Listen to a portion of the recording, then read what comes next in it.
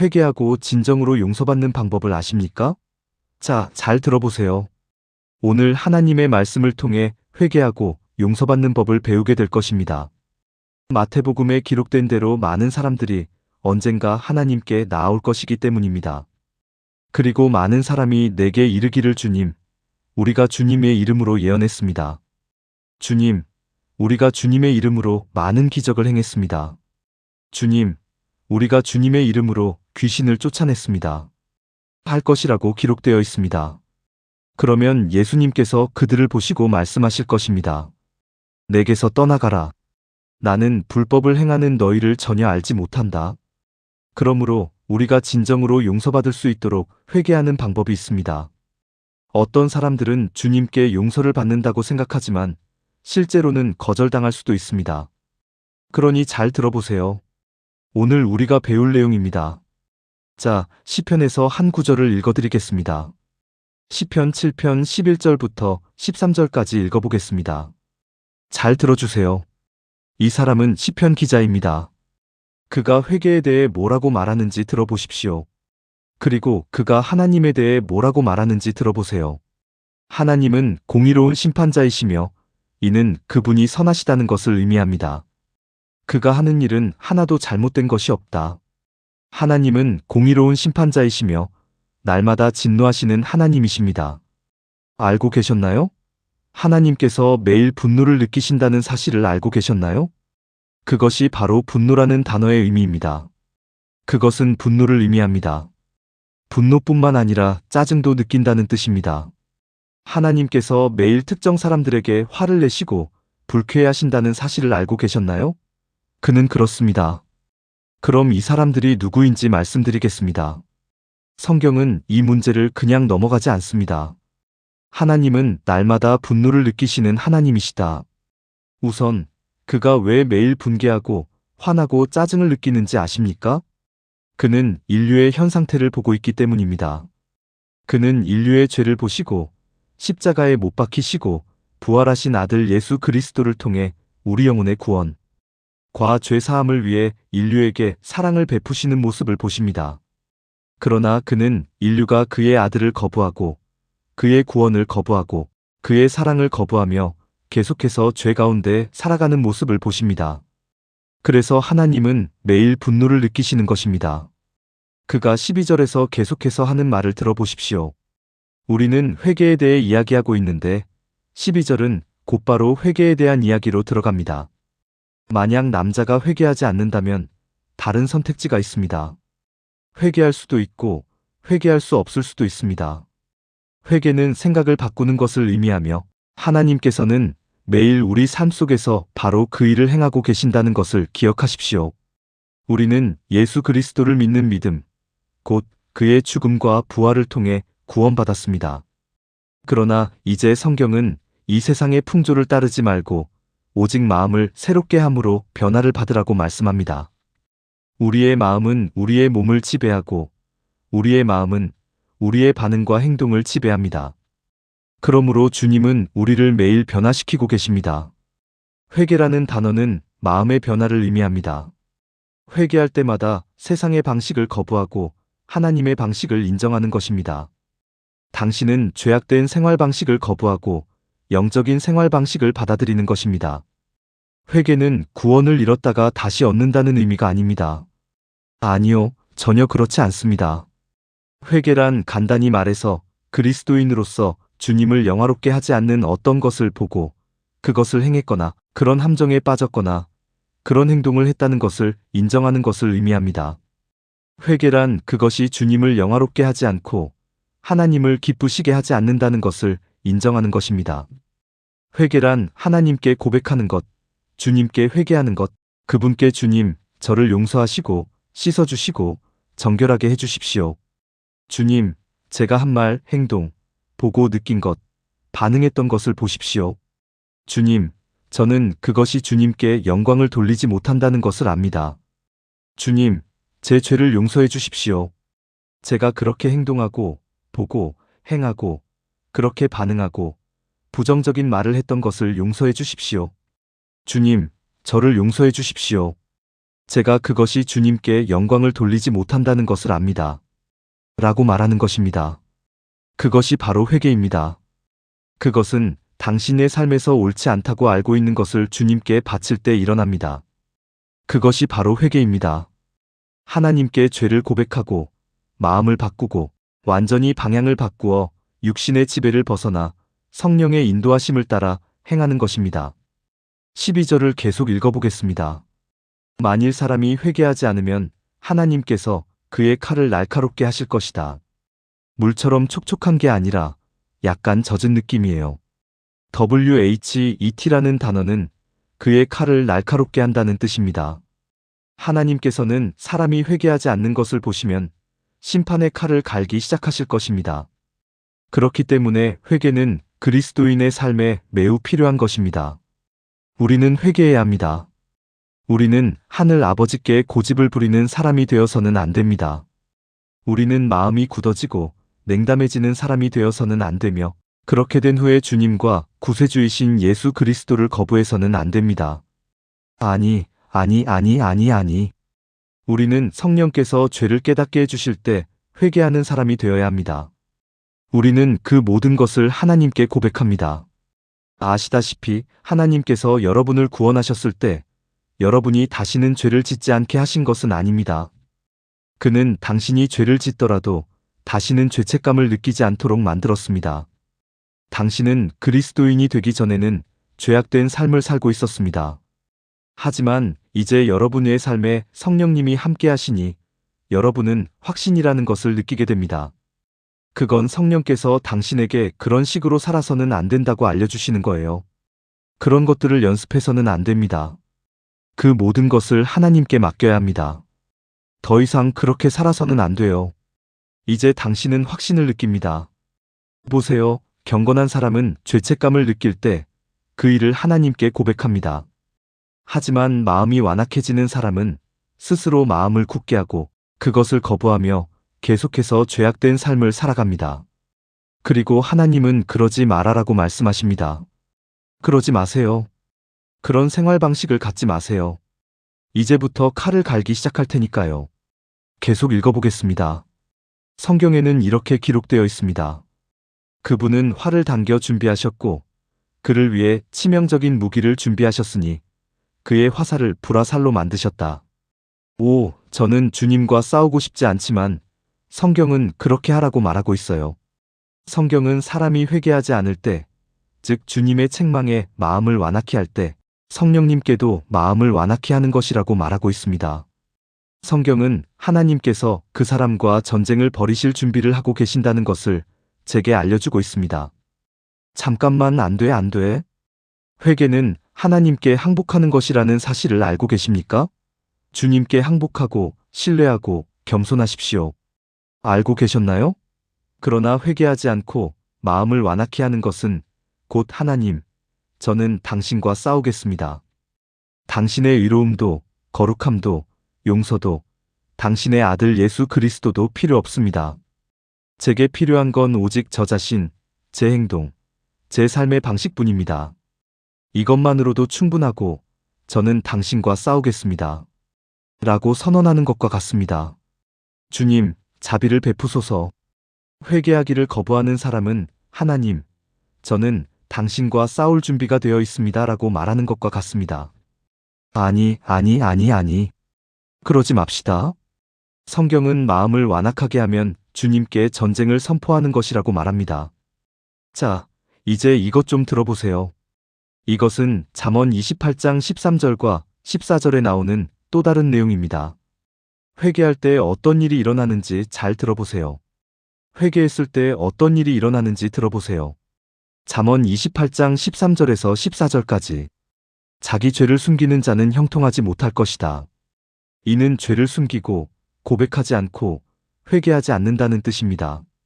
자신의 죄를 숨기는 자는 형통하지 못할 것이다. 그러나 죄를 고백하고 버리는 자는 자비를 얻을 것이다. 하나님은 사람들을 멸망시키려 하시는 것이 아닙니다. 하나님은 누구와도 전쟁을 벌이고 싶어 하지 않으십니다. 하나님은 자신의 칼을 갈고 싶어 하지 않으시며 누구에게도 활을 겨누고 싶어 하지 않으십니다. 그는 그렇게 하고 싶어 하지 않아요. 그는 그렇게 하고 싶어 하지 않아요. 하지만 명심하세요. 그는 매일 분노를 느끼는 정의로운 재판관입니다. 하나님은 심판자이시며 불순종에 대해 심판하셔야 합니다. 하나님은 심판자이시며 죄를 심판하셔야 합니다. 그러나 누군가가 주님께 그러한 죄를 고백할 때 이 말을 들어보십시오. 성경에는 이렇게 쓰여 있습니다. 그러나 죄를 자백하고 버리는 자는 자비를 받을 것이다. 오, 세상에, 성경에는 자비가 심판을 이긴다고 나와 있잖아.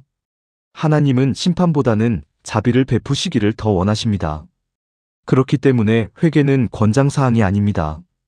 필수적입니다. 성령께서 회개의 마음을 주실 때마다 회개하는 삶을 사는 것은 신자의 삶에 있어서 근본적인 것입니다. 우리는 회개해야 합니다. 우리가 그 모든 것을 하나님께 고백하면 자비를 받게 됩니다. 14절에 나오는 다른 성경 구절도 들어보십시오. 여호와를 항상 경외하는 자는 복이 있나니 마음을 완악하게 하는 자는 재앙에 빠지리라. 여러분, 주님을 경외하고 하나님을 존경할 때 성경은 여러분에게 축복이 있을 거라고 말합니다. 하지만 만일 마음을 완악하게 한다면 성경은 그런 사람은 재앙에 빠질 것이라고 말하고 있습니다. 하지만 오늘 여러분께 정말 좋은 소식을 하나 전해드려도 될까요? 하나님께서 당신이 재앙에 빠지는 것을 원하지 않으신다는 것을 말씀드려도 될까요? 그래서 그가 오늘 이 영상을 당신에게 보낸 겁니다. 알고 계셨나요? 지금 이 영상을 보고 있거나 듣고 있는 바로 이 순간, 이것은 하나님께서 당신을 사랑하시고 당신에게 자비를 베푸시기를 원하시며 당신에게 재앙이 닥치기를 원하지 않으신다는 100% 증거입니다. 하나님은 당신에게 복을 주시기를 원하십니다. 제가 그 이유를 보여드리겠습니다. 하나님은 누군가를 심판하시고자 할 때마다 그들이 스스로 심판을 계속할 수 있도록 심판의 말씀을 그들에게서 거두어 가십니다. 하지만 하나님께서 누군가에게 자비를 베푸시고 용서하시고 축복하시고자 할 때 그들은 구원의 메시지를 듣게 됩니다. 그는 그들에게 구원의 말씀을 들려줍니다. 그는 그들에게 확신의 말씀을 들려줍니다. 하나님은 사람을 사랑하실 때 그들이 진리를 듣게 하십니다. 왜냐하면 진리가 우리를 자유롭게 하기 때문입니다. 그러나 하나님은 사람을 심판하시고자 할 때 그들을 어둠 속에 가두어 두십니다. 그분은 그들이 죄악된 길을 계속 걷도록 하기 위해 진리를 주시는 것이 아닙니다. 자, 잘 들어보세요. 지금 당신이 이 영상을 보고 있고 이 영상을 듣고 있다는 사실 자체가 100% 증거입니다. 제 이야기를 들어주세요. 당신에게 말하고 있는 거예요. 이것은 하나님이 당신을 사랑하신다는 증거이며 하나님이 당신의 삶에 자비를 베푸시기를 원하신다는 증거이며 하나님이 당신과 함께 하신다는 증거이며 하나님이 당신에게 복을 주실 것이라는 증거입니다. 하나님께서 당신에게 복을 주실 것입니다. 아시다시피 성경은 그리스도께서 죄인들을 구원하기 위해 이 세상에 오셨다고 말씀합니다. 뿐만 아니라 다음과 같이 쓰여 있습니다. 성경에는 아들이 자유롭게 해주는 사람은 참으로 자유롭다고 되어 있습니다. 예수 그리스도는 당신을 구원하기 위해 오셨고 당신을 자유롭게 하기 위해 오셨습니다. 그분은 당신을 자유롭게 하러 오셨습니다. 당신은 이미 죄책감과 지옥의 정죄에서 벗어났지만 이제 그분은 당신이 어려움을 겪고 있을지도 모르는 다른 문제들로부터도 당신을 자유롭게 해주실 준비가 되셨습니다. 그럼 그 길은 어디죠? 우리가 계속해서 올바른 방향으로 나아갈 수 있는 길은 무엇일까요? 후회. 성경은 죄를 자백하면 자비를 받을 것이라고 말합니다. 자, 잘 들어보세요. 마태복음, 아니 누가복음 18장 9절부터 14절까지에 나오는 예수님의 말씀을 읽어드리겠습니다. 잘 들어보세요. 누가복음 18장 9절에서 14절까지를 보면 예수님께서는 회개의 축복에 대해 말씀하시면서 동시에 용서받지 못할 자들에 대해서도 말씀하십니다. 그는 여기서 두 사람에 대해 이야기하고 있는 거예요. 알겠죠? 한 사람은 용서받았다. 한 사람은 용서받지 못한다. 제가 이걸 읽기 전에 오늘 하나님께서 제게 보여주신 게 있는데 그게 제게 엄청난 충격을 줬어요. 엄청난 충격을 받았어요. 계시라는 단어의 뜻을 아시나요? 계시란 당신이 항상 그것에 대해 알고 있었다는 것을 의미하지만 계시는 마치 담요가 벗겨지는 것과 같은 비유를 제시합니다. 만약 제가 여러분께 제 손이 성경 아래에 있다고 말씀드린다면 맞죠? 만약 제가 여러분께 제 손이 성경 아래에 있다고 말한다면 여러분은 손이 어떻게 생겼는지 상상할 수 있는 상상력이 있잖아요. 그렇죠? 하지만 제가 성경을 벗고 손을 보여드리면 그건 정말 놀라운 일이죠. 그게 바로 제가 오늘 이야기하고 싶은 주제입니다.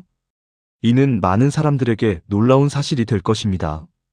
여러분은 이미 알고 있지만 하나님께서 오늘 여러분의 눈가리개를 벗겨주시고 진실을 드러내 주실 것입니다. 알겠죠? 잘 들어보세요. 누가복음 18장 9절부터 14절까지를 통해 회개와 용서, 누가 용서받을지, 어떻게 회개해야 하는지, 그리고 용서받지 못할 사람들에 대해 이야기해 보겠습니다. 회개하지 않는 방법도 있으니까요. 누가복음 18장 9절에서 14절까지. 예수님께서는 자기 믿음을 가진 사람들에게도 이 비유를 말씀하셨습니다. 우선, 그건 우리가 삶을 살아가는 방식이 아닙니다. 우리는 결코 스스로를 믿고 살아가서는 안 됩니다. 그건 회개하는 삶이 아니에요. 아니. 자기 자신만 믿는 사람은 결코 용서받지 못할 것이다. 이것 좀 들어봐. 예수님은 스스로 의롭다고 믿고 남들을 업신여기는 사람들에게 이 비유를 말씀하셨습니다. 이것이 오늘 하나님께서 제게 주신 계시입니다. 당신은 당신의 삶을 돌아볼 수 있고 다른 사람도 자신의 삶을 돌아보며 이렇게 말할 수 있을 겁니다. 나는 술을 마시지 않아. 담배도 피우지 않아. 간통도 저지르지 않아. 보지 말아야 할 것도 보지 않아. 욕설도 하지 않고 싸움도 하지 않아. 아시다시피 그들은 나쁜 습관이 없다는 점을 볼 수 있습니다. 오늘 여러분께 알려드리고 싶은 것은 나쁜 습관이 없다고 해서 반드시 의로운 사람이 되는 것은 아니라는 점입니다. 나쁜 습관이 많다고 해서 반드시 지옥에 가는 것은 아닙니다. 자, 잘 들어보세요. 잘 들어봐, 알았지? 예수 그리스도께서 당신의 삶에 역사하시기 시작하면 그렇습니다. 그분은 당신을 변화시키기 시작하시고 나쁜 습관들은 극복될 것입니다. 100% 그렇게 믿어요. 하지만 나쁜 습관이 없다는 이유로 자신감을 얻은 사람들은 나쁜 습관이 있는 사람과 자신을 비교하며 저 사람은 나보다 더 죄가 많네라고 말하기를 좋아합니다. 하지만 실제로는 정반대일 수도 있습니다. 실제로 그 사람은 하나님의 자녀일 수도 있고 나쁜 습관이 없다는 이유로 다른 사람을 깔보는 사람일 수도 있지만 사실 그 사람은 지옥으로 직행하는 죄인일 수도 있습니다. 그러니 이것을 기억하세요. 나쁜 습관이 없다고 해서 당신이 의로운 사람이 되는 것은 아닙니다. 이것이 바로 계시입니다. 오직 예수 그리스도만이 당신을 의롭게 할 수 있는 능력을 가지고 계십니다. 오직 예수 그리스도만이 당신을 의롭게 할 수 있는 능력을 가지고 계십니다. 오직 예수님에 대한 당신의 믿음과 신뢰만이 당신을 의롭게 할 수 있습니다. 알겠죠? 자, 잘 들어보세요. 예수께서 이렇게 말씀하셨습니다. 두 남자가 기도하러 사원에 올라갔다. 한 사람은 바리새인이고 다른 한 사람은 세리였다. 예수님께서 우리 마음에 그려주시는 대조적인 모습을 보십시오. 그는 성경교사라고 할 만한 사람은 바리새인 한 명뿐이라고 말하고 있습니다. 한 사람은 큰 배신자이며 죄인입니다. 저분이 바로 세무공무원입니다. 그는 로마 제국에서 일하는 유대인이다. 그는 겁쟁이야. 그는 배신자야. 그는 자기 나라를 배신하고 로마 제국을 위해 일하면서 자기 백성을 억압하고 있어. 왜냐하면 그는 겁쟁이고 성경에는 겁쟁이는 천국에 들어가지 못할 거라고 나와 있잖아. 알겠어? 겁쟁이들은 천국에 들어가지 못할 사람들 중 하나입니다. 하지만 이 겁쟁이, 이 배신자가 무슨 짓을 하는지 들어보세요. 그리고 성경교사가 하는 일을 들어보세요. 두 사람 모두 기도하지만 오직 한 사람의 기도만 응답받습니다. 좋아요? 잘 들어보세요. 혼자 서 있는 바리새인은 성경교사, 성경박사, 신학학위 소지자, 교수라고 할 수 있습니다. 바리새인은 홀로 서서 이렇게 기도했습니다. 하나님, 제가 다른 사람들과 같지 않게 해주셔서 감사합니다. 저기 가네요. 그는 나쁜 습관이 없다는 것을 자신의 의로움의 기준으로 삼고 있는 거예요. 알겠죠? 그는 이렇게 말합니다. 하나님, 제가 다른 사람들처럼 착취자도 아니고, 불의한 자도 아니고, 간음하는 자도 아니고, 심지어 이 세리 같은 자도 아님을 감사드립니다. 저는 일주일에 2번 금식하고, 제가 버는 모든 것에 11조를 드립니다. 그러나 세리는 멀리 서서 하늘을 올려다보지도 못하고 가슴을 치며, 하나님, 죄인인 저에게 자비를 베풀어 주십시오 라고 말했다. 오, 바로 저것이 회개하는 방법이군요. 한 사람이 자신의 찬사를 하나님께 드렸습니다. 한 사람이 나쁜 습관이 없는 것을 하나님께 아뢰었다. 한 사람은 자신이 왜 그렇게 뛰어난지에 대한 자신만의 정당성, 자신만의 논리, 자신만의 이유를 제시했습니다. 상대방은 그와 그의 죄를 그에게 가져왔다. 그는 저는 죄인입니다. 하나님, 저에게 자비가 필요합니다. 라고 말했습니다. 죄 없는 사람에게는 자비를 베풀 수 없다는 것을 아십니까? 당신은 죄를 지은 사람에게만 자비를 베풀 수 있습니다. 알고 계셨나요? 그러니까 이 남자는 자비를 구하면서 저는 죄가 있습니다. 주님, 저는 마땅히 벌을 받아야 합니다. 주님의 심판을 받아야 합니다. 하지만 부디 저에게 자비를 베풀어 주십시오. 라고 고백하는 것입니다. 저것이 바로 회개입니다. 그것이 바로 회개입니다. 회개란 자신의 죄에 대해 확신을 느끼고 하나님께 용서를 구하는 것입니다. 예수님의 말씀을 들어보세요. 내가 너희에게 말하건대 이 사람은 다른 사람보다 의롭다 함을 받고 자기 집으로 돌아갔다. 누구든지 자기를 높이는 자는 낮아지고 자기를 낮추는 자는 높아질 것이다. 주님이시며 구원자이신 예수 그리스도의 말씀을 들으셨습니까? 그는 만일 스스로를 높이면 낮아지고 스스로를 낮추면 높아질 것이라고 말했습니다. 우리는 어떻게 회개해야 할까요? 우리는 예수 그리스도께 우리의 믿음과 신뢰를 둡니다. 우리가 하나님 앞에 나아가 아버지 하나님, 예수님의 이름으로 기도합니다. 라고 말할 때, 그러고 나서 우리는 그분께 우리의 죄를 고백하기 시작합니다. 그렇게 하면 회개하는 것이고 용서받는 것입니다. 예수님께서 말씀하신 것처럼 그 사람은 의롭다 함을 받고 집으로 돌아갔고 당신도 의롭다 함을 받고 있습니다. 하지만 다른 사람들을 보고 그들의 삶을 분석하며 나는 이런 짓은 안 해. 저런 짓도 안 해. 나는 저 사람들과는 달라. 라고 말하는 사람들이 있습니다. 그들은 스스로를 믿거나 나쁜 습관이 없다고 생각해서 자신이 아주 훌륭하고 올바르다고 생각하기 때문에 손해를 보는 것입니다. 그들은 자유로운 정의를 놓치고 있다. 그들은 자유로운 정의를 놓치고 있다. 값없이 주어지는 의는 예수님으로부터 옵니다. 그들은 우리를 구원으로 인도할 진정한 의로움을 놓치고 있습니다. 그들은 자기들의 의로움을 믿기 때문에 의로움을 잃어가고 있다. 그리고 저는 여러분께 말씀드리고 싶은 것은 저를 포함해서 우리 그 누구도 자신만의 옳음을 가질 수 없다는 것입니다. 우리가 가질 수 있고 또 가질 수밖에 없는 유일한 이는 그리스도의 죽음과 부활을 믿을 때 받는 그리스도의 의입,